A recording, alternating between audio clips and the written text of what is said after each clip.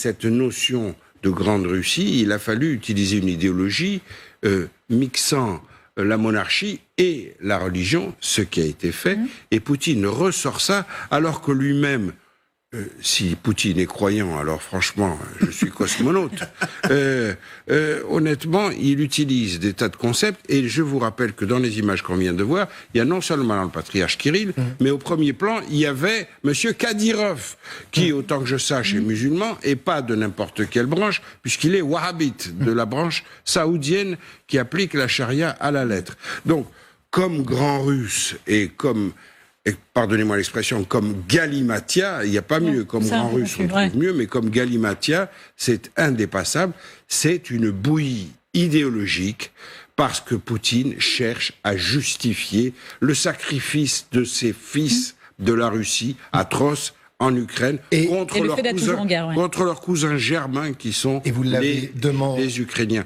Et c'est tellement injustifiable, je termine, c'est tellement injustifiable qu'il faut aller puiser pêle-mêle et fabriquer cette bouillie idéologique pour justifier tout cela. Et il veut de plus en plus de fils, puisqu'il a demandé aux femmes russes de faire des enfants. Christian, votre analyse sur ce qu'on vient d'entendre, sur ce monde russe voulu par Poutine? Oui, alors on pourrait parler des heures là-dessus, parce que c'est un sujet passionnant, et quand on est à Moscou et à Saint-Pétersbourg, on fait que ça, avec les Russes, de parler de ça, parce que c'est leur grand souci. Ce qui se passe avec la Russie, c'est que on est passé de l'idéologie tsariste, parce que le tsarisme était, sous Nicolas II, était une idéologie. C'était l'autocratie élevée en tant que principe de gouvernement. On est passé au communisme, qui a réinstauré l'autocratie, donc avec un fond idéologique très fort, à pas d'idéologie du tout. Et aujourd'hui, Poutine se trouve devant un pays qui n'a aucune idéologie. Et il essaye de piocher dans le passé, ou toujours, un peu tout ce qu'on veut, pour créer une espèce d'esprit de renouveau, de renaissance en quelque sorte. Et de sacrifice. Et de sacrifice par-dessus le marché. Alors, il dit que tout ça est arrivé notamment après la chute de l'URSS. Oui. Et ça, c'est pas revenir dans l'histoire.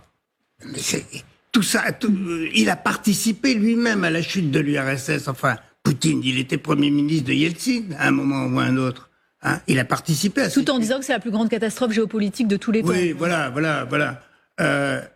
On va pas reparler de ça parce que ça durerait trop longtemps pour l'émission.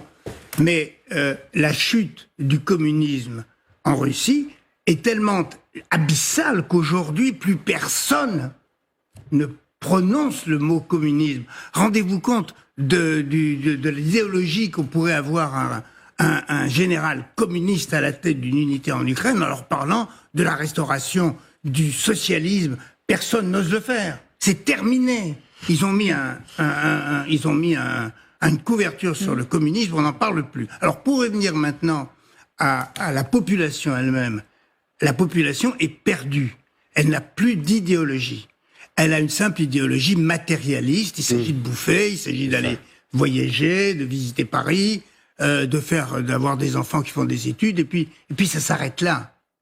L'idéologie, le grand monde slave, le panslavisme, la russophilie, tout ça, ça disparaît parce que dans les villes et dans les villages, on voit bien qu'une partie importante de la population est caucasienne, ou turcomane, vous comprenez?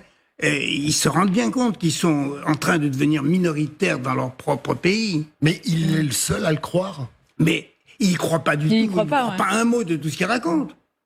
Je le connais, cet homme, je l'ai rencontré, j'ai discuté avec lui avant qu'il soit à la tête du pays. À l'époque où il était gorbatchevien, quand je l'ai connu, il était gorbatchevien, il était démocrate, et on venait de transformer le nom de Saint-Pétersbourg, de Leningrad en Saint-Pétersbourg. Il était à la mairie, il était le chef du comité pour le développement de Saint-Pétersbourg, et il me demandait d'adhérer à l'association pour la renaissance de Saint-Pétersbourg.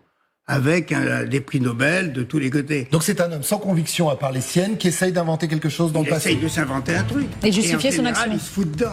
L'autre jour, il racontait que la Crimée avait été conquise par Pierre le Grand. Enfin bon, il connaît pas son histoire. Il n'a aucune culture, cet homme. Il faut bien vous rendre compte qu'à l'école, c'était rien. Et que quand il est sorti de l'école du KGB, c'était un cancre. Et quand il est sorti de l'école du KGB, il voulait aller dans les commandos action. On l'a refusé qu'il le fasse. Et la raison, c'était ne contrôle pas les conséquences de ses actes. Hein, et il avait 25 ans.